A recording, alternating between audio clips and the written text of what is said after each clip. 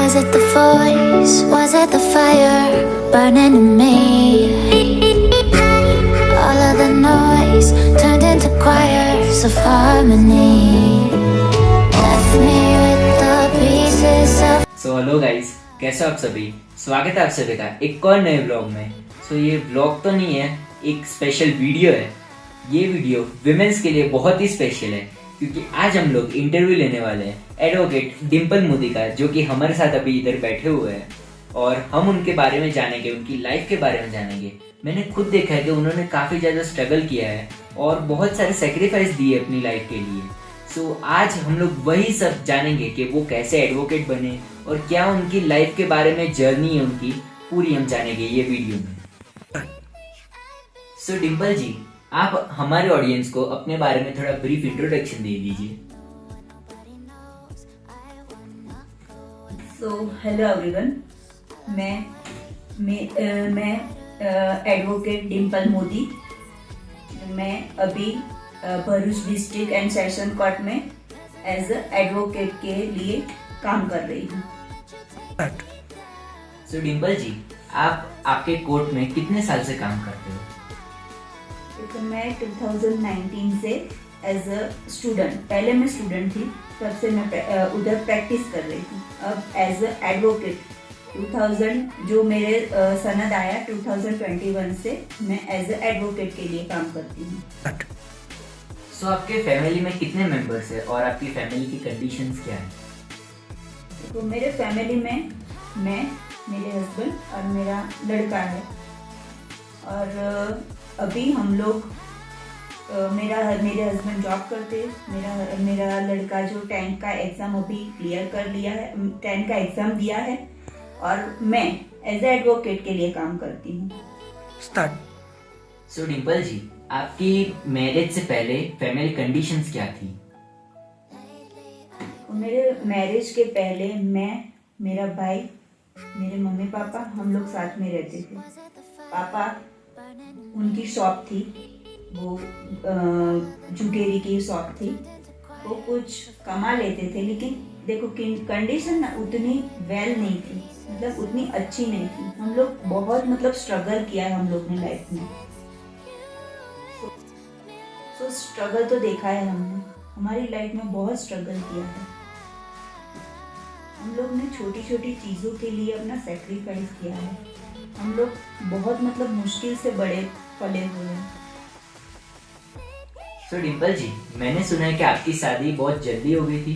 कितने साल में हुई थी और तब आप क्या करते थे? तो मेरी शादी ना 18-19 ईयर्स में हो गई थी। मैं एक्चुअली बहुत छोटी थी तभी मेरी शादी हो गई थी। जो फैमिली रीज़न होता है, फैमिली वालों को पहले ऐसा लगता है कि लड़की है, जल्दी शादी करवा देनी चाहिए। यही सोच के मम्मी पापा ने करवा दी थी। उस समय पे आप क्या करते थे? मैं उस समय पे 12th पास किया था, फर्स्ट ईयर में थी, तब मेरा एंगेजमेंट हो गया था। फर्स्ट ईयर में एंगेजमेंट हो गया और बाद में मेरी शादी हो गई थी। फिर आपने अपनी ग्रेजुएशन कब कंप्लीट की? शादी के बाद? जी हाँ, शादी के बाद मेरा ग्रेजुएशन कंप्लीट हुआ। वो भी एक बात है कि 2005 में मैरिज हो गया और 2005 में मैं फर्स्ट FY में थी, फिर SY किया और फिर प्रेगनेंसी की वजह से ड्रॉप करना पड़ा। फिर जाके 1 साल बाद मैंने फिर से मेरा TY कंप्लीट किया, ऐसे मेरा ग्रेजुएशन कंप्लीट हुआ। आप बोल रहे हो कि आपने LLB अभी कंप्लीट किया, आप मास्टर्स अभी कंप्लीट करने जा रहे हो और आपने तो ये कॉलेज की अपने ग्रेजुएशन तो काफ़ी पहले कंप्लीट कर ली। ये गैप इतनी बड़ी बीच में क्यों? एक्चुअली वो लड़का छोटा था, फैमिली पहले, मैरिज के पहले तो फैमिली को थोड़ा संभालना पड़ता है और फैमिली में मुझे सेटल होना पड़ता है। तो सेटल होते होते और बच्चे बड़े करते करते मुझे लगा कि नहीं, अभी फोकस उस पे ही रहना चाहिए। मैंने बीच में कुछ भी नहीं किया। इन बिटवीन 2009-2017 के बीच कुछ भी नहीं किया। आपने ये एडवोकेट करने से पहले इतना बड़ा गैप हो गया था, ये आपका माइंडसेट कैसे बना कि मुझे एडवोकेट ही करना है, मुझे लॉयर की डिग्री चाहिए, मुझे मतलब डिग्री तो नहीं, मतलब मुझे ऐसे लॉयर बनना है। आपने ऐसा कैसे सोचा और ऐसा माइंडसेट कैसे आया आपके दिमाग में? देखो, मैं इतने 10 साल घर में रही। मैं घर में भी मेरा पूरा ध्यान, मैंने बच्चे पे भी पूरा फोकस किया। फैमिली भी सेटल हो गई थी, हस्बैंड का अच्छा खासा जॉब था, बच्चा बड़ा हो गया था। तो मेरे लिए मेरी आइडेंटिटी बनाना बहुत ही जरूरी था। मतलब मैं घर पे बोर हो गई थी कि मेरी कुछ भी आइडेंटिटी नहीं। वही बनाने के लिए मैंने माइंड में सोचा कि ये लॉ से बेस्ट कोई वे नहीं है। तो मैंने लॉयर की पढ़ाई स्टार्ट की। जब आप ये एडवोकेट की पढ़ाई कर रहे होगे तब आपको तो बहुत सारे ऑब्स्टिकल्स आए होंगे बीच में, मतलब ये ऐसे पढ़ने का मन भी नहीं किया होगा और इतने सालों का गैप हो गया है तो ये पढ़ने में ज़्यादा मन भी नहीं लग रहा होगा, कुछ समझ भी नहीं आ रहा होगा काफ़ी बार। तो आपने ये सब को कैसे डील किया? देखो, वो तो है, बीच बीच में मुझे नहीं इंटरेस्ट आता था, नहीं पढ़ाई करने का मन होता था, क्योंकि घर का जिम्मेदारी लेना, बच्चों का जिम्मेदारी लेना वो इतना आसान नहीं होता है। तो इंटरेस्ट तो मेरा ख़त्म ही हो जाता था बीच बीच में। लेकिन मैं डाउन होती थी तो मेरे हस्बैंड फुल सपोर्ट करते थे और वो मुझे सपोर्ट करके बोलते थे कि नहीं, तू कर सकती है, तू कर लेगी। इसीलिए मेरा थोड़ा कॉन्सेंट्रेट हुआ। हाँ, मतलब वो फैमिली सपोर्ट फुल था जी आपको। जी, फुल फैमिली सपोर्ट था मेरा। और एक क्वेश्चन आ रहा है कि आपने लॉ का किया कहाँ से, मतलब कौन सी यूनिवर्सिटी से किया और कैसे आपकी लॉ की ग्रेजुएशन हुई? मैंने वीएनएसजी यूनिवर्सिटी सूरत, जो भरूच में वीएनएस जो एमएस के लॉ कॉलेज है, उधर से मैंने लॉ कंप्लीट किया। और फिलहाल मैं SP university PM Patel college Anand से मेरा मास्टर्स लॉ करती हूँ। मेरा मतलब कंटिन्यू है उधर। जो मास्टर्स है वो लास्ट ईयर है, वो अभी कंप्लीट हो जाएगा ये साल में। तो जब आप पहली बार कोर्ट में गए होगे तो आपको तो कुछ एक्सपीरियंस होगा नहीं क्योंकि फर्स्ट टाइम था आपका। आपने वो सब चीज़ें कैसे सीखी और आपको तो कुछ वो ऐसे जुडिशरी के बारे में कुछ पता भी नहीं होगा। आपने ये सब कैसे सीखा? एक सीनियर होता है ना कि मतलब ऐसे कोई हमारे गुरु होते हैं जो हमको सब सिखाते हैं और वो हमको रास्ता देते हैं। ये सब कैसे था? देखो, अभी ऐसा नहीं है कि कोर्ट में जाके मुझे तुरंत ही काम मिल गया, तुरंत ही मैं सीख गई, ऐसा कुछ भी नहीं है। मुझे भी तकलीफ हुई थी। मुझे पहले बिल्कुल भी अच्छा नहीं लगता था कुछ, क्योंकि मुझे कोर्ट में कुछ भी आता नहीं था। लेकिन वो बोलते हैं ना कि अगर हम कुछ करने का ठान ले तो पूरी कायनात हमको उसको मिलाने में मदद कर लेती है। मुझे ऐसे एक भगवान जैसे आदमी मिल गए जो मेरे सीनियर है अभी।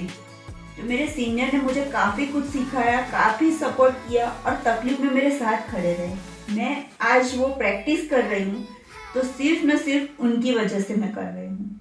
आप अपने सीनियर के बारे में कुछ बताना चाहेंगे? जी ऑफ कोर्स। मेरे सीनियर का नाम है एडवोकेट सुरेश भाई पटेल, जो पेशे से 35 इयर्स से वकील है एज एडवोकेट, और वो एमएसीपी में मास्टर्स है। लेकिन क्रिमिनल और सिविल में भी उनका काफ़ी अच्छा नाम है। और वो फीस के लिए काम नहीं करते सिर्फ, वो ना एक बैकग्राउंड से अच्छे आदमी है। इसीलिए मुझे उनके साथ काम करने में काफ़ी अच्छा लगता है। मुझे पैसे नहीं चाहिए, पैसे तो फैमिली में हमारे पास, मुझे कोई कमी नहीं है फैमिली में। लेकिन ना मेरे लिए वो आदमी और एज अ मेरी आइडेंटिटी वो अच्छा लगता है मुझे। आप कोर्ट तो जाते हो, आप वहाँ पे कौन कौन सी केसेस में काम करते हो? आपका वहाँ पे काम क्या होता है? देखो, हमारे कोर्ट में वैसे तो मेरे सीनियर्स के पास एमएसीटी का, मैंने बोला कि वो मास्टर्स है, जो एमएसीटी का काम आता है।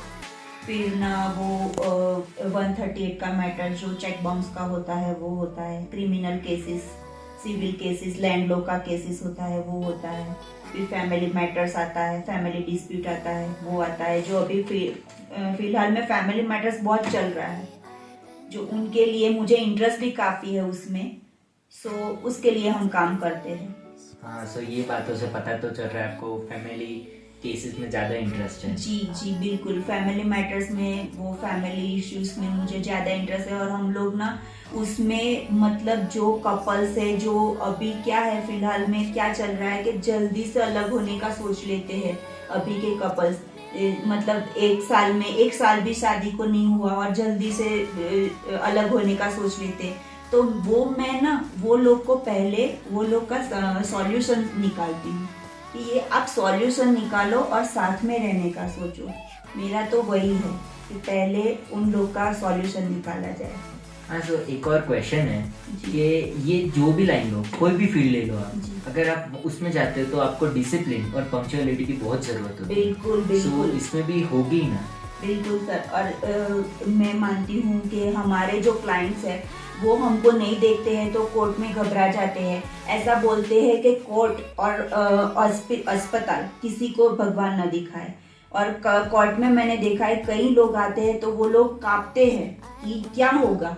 तो अगर उसके एडवोकेट अच्छे हैं ना सर, तो एडवोकेट देख के ही उनका मतलब पेन हाफ हो जाता है, आधा हो जाता है। सो फिलहाल अभी की कंडीशंस को देखते हो कि सिविल के केसेस भी काफ़ी ज़्यादा मतलब आ रहे होंगे। सो आपका सिविल में भी इंटरेस्ट कैसा है? सिविल में भी मेरा इंटरेस्ट तो है, क्योंकि सिविल लैंड डिस्प्यूट का आता है।